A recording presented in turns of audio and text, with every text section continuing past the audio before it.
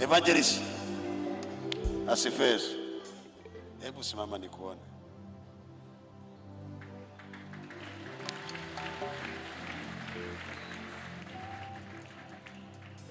Mami asifiwe. Umeolewa? Haki. Umeolewa haki. Karibu. Bwana Yesu asifiwe. Amina. Mimi ni yule mtoto wako Cynthia. Yule mtoto wako. Yule alikuwa mpango wa kando. Alikuwa mpango wa kando. Saa hii niko na ndoa pastor. Umeniletea yule mjukuu wangu? Nimekuletea. Juzi aliniandikia message. Naamini mnamsahau, lakini mkiona huyo mjukuu mtajua tunaongea na evangelist mwenyewe ashaketi.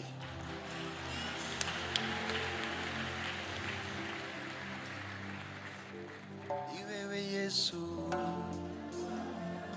nakupenda Yesu, iwewe Bwana. Atakuja kesho. Yule mtu ambaye anajua kama umeolewa yuko hapa. Alinipa story. Mama ameolewa? Vizuri. Imebakia ni harusi. Tena na harusi?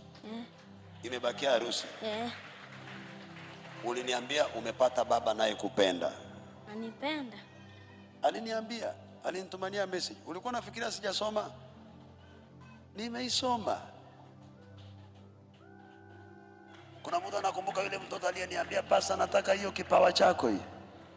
Umeniambia umeombea mtu? Kuna mama ulimwombea alikuwa azai? Akapata watoto tena hiyo mimba ikatoka. Hata watoto tena hiyo mimba ikatoka. Alipata mimba ikatoka? Na ulimwombea? Alikuwa azai? Alikuja kutoka Meru. Akaniambia, alimpigia simu kutoka Meru, akaniambia Mama Sam, niruhusu tu nikuje kwako. Namuuliza kwa nini? Ananiambia naomba tu Samuel aniombe. Mimi ndoa yangu imeharibika, nimekuwa tu nikudharauliwa, yani natukanwa, napata mimba zikitoka. Akakuja, nilimuitia Samu akiwa shule, nilimwombea mwalimu. Nikapewa yeye, akakuja. Dakika kidogo tu akaongea. Akaulizwa, unataka watoto wangapi? Juu alikuwa anasema mimi nataka tu mtoto. Samu akamwambia, mama, kwa